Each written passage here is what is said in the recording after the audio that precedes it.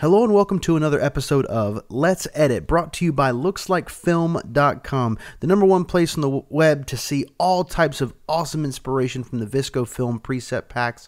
One I am going to be using today in Lightroom 5. Today we are working in VSCO 4. Let's get started. Now, this photo right here was taken on one of my recent photo shoots. I like using some of the in-between shots, the ones that aren't necessarily posed but are just kind of put in place, especially for the more artistic, I guess, or the off-color edits that I don't normally do, ones that really aren't in my normal wheelhouse. And I like this one. I think this one is a neat little expression. I love the background. I love the color and everything else. So we're going to talk about how we're going to be using this in a black and white. One that I saw recently, one that I've been trying to play with a little more, a film I really enjoyed back when I was shooting medium format. Excuse me, hiccup. Back when I was shooting medium format, I was using Fuji F100C, or Fuji FP100C, which is an instant film, and I also used a couple of 3000B, and I really like 3000B. Now, you have 3000B positive and 3000B negative in VSCO 4. We're going to be working in positive today, so let's go ahead and get started. We're just going to go ahead and just hit the original, just regular 3000B, no modifications, and this is a good start, but I like a little bit of push in the blacks. Here it goes way too far. As you can see, you know, this is just way too much, at least for what I was looking to do. Even 2 is too much, but 1, it gives just a little bit more to the blacks. I think it muddies them just enough, in my opinion. So this is a good place. Another thing that we're going to talk about today is the color mixing set here, the levels of black and white mix, and we're going to be using that a little bit to our advantage. But first, we're going to go ahead and start on our regular basic panel, and we're going to just do a little bit of modification as we need it. So first thing I'm going to do is I'm just going to bring my highlights down, because I can already see that she is a little blown out from all the level editing that the VSCO Film preset pack does, and she was a little bright to begin with. But, okay, this is getting better. I like that I have more in her face now. Okay, that's good. That was, yep, it's 100%. But good. That's a good place to start. I want to up the contrast just a tad. Okay, we're going to bring the whites down. Okay, let's see. 100, negative 100. But it really doesn't do anything in the negative at all, so I'm just going to keep it. I'm going to keep it back there. All right, blacks. Let's just see what that's going to do. Way too much in either direction. I kind of like where it was. I'll put it back there. Clarity, just because we have some really cool texture here, I'm just going to put a little clarity in it. And let's go on down. Tone curve is good. I don't really want to mess with tone curves, just because I like the way it's set up. But if I really want to modify my colors, I go down to my black and white mix here. And this is a good place to start if you guys are doing black and whites and you're looking for something to kind of make them different. This is the way to do it. You know, don't just hit black and white at the top, contrast, highlights, and shadows. This is what makes a black and white, in my opinion.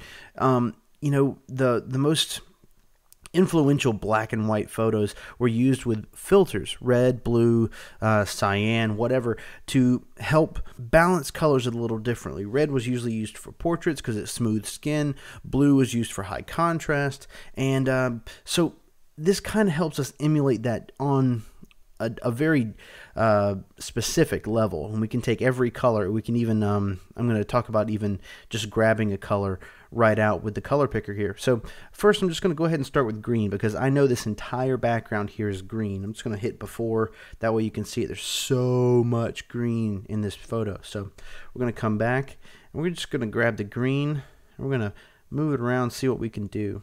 Okay, I like that I have more detail in it, but I want to bring the color of the green down slightly. Okay, there we go. Maybe a little less. There we go. Okay, now we're going to grab orange because that's closer to skin tone. Okay, it's actually pulling more out of her hair. Well, let's see here. Sometimes it's purple. Sometimes it can grab purple in skin. Yeah, there we go. See, that's just enough to kind of make a difference. Okay, I like that. It's getting there. Orange. I want to get her hair just right. I'm going to, actually, you know what? I'm going to put it back where it was. What I'm going to do is I'm going to go ahead and grab the color picker here. And it brings out this little tool. I can go out and I can sample any specific color on the picture. And it already knows what colors it are because it's seeing it like this. What I'm going to do is I'm just going to grab the dress. I know it's like this tangerine color, so it's kind of hard to grab. I had to do numerous colors at one time, and this grabs it for me. So I've clicked, and now I'm going to drag down, and as I drag down, you'll see the red slider move. See that? Red slider's moving. Okay. I like the silvery tone. This almost makes it look metallic, which is pretty neat. It's got like a shimmery kind of look to it, which is cool. And I think that's really cool. And now what I'm going to do is I'm going to grab orange again and see if I want to make a little bit more contrast off her hair there and the dress.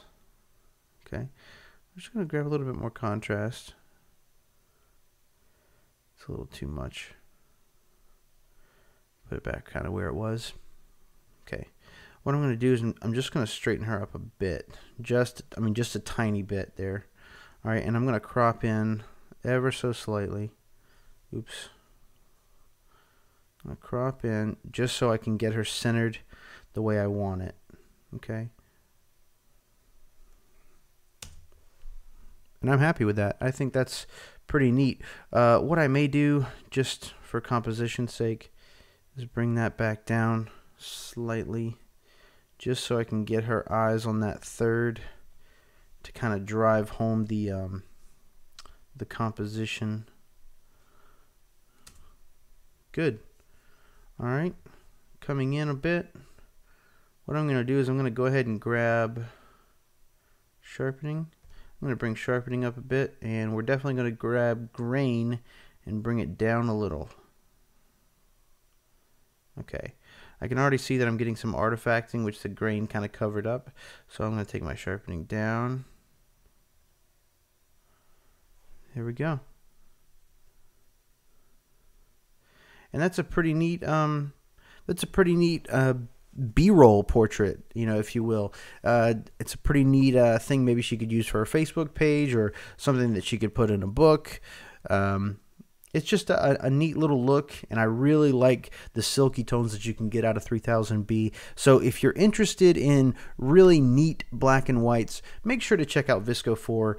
You can find VSCO.co in the description below, and also check out all the other extremely awesome inspirational pieces that you'll find on LooksLikeFilm.com. That is also in the description below. Thanks so much for watching, guys. If you would, please subscribe. That way you can see all the cool stuff that I'm putting out here soon, and make sure to connect with me socially. All of that, again, is in the description below. Thanks so much for watching, guys. See you next time.